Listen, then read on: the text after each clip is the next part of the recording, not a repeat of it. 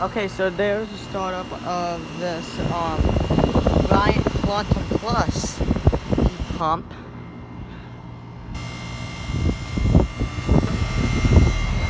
It has a 4.2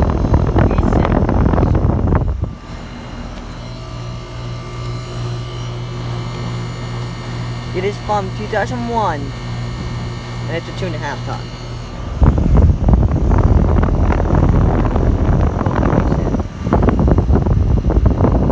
That Goodman also, right there, that one also has a Copeland reset, but it never runs.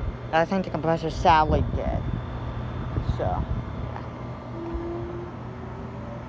yeah. There's the startup of this Bryant Quantum Plus.